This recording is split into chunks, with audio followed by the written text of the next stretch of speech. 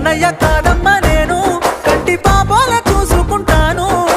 నువ్వు మెచ్చే రాముణ్ణి నేను సీత కష్టాలు ముడివెట్టబోను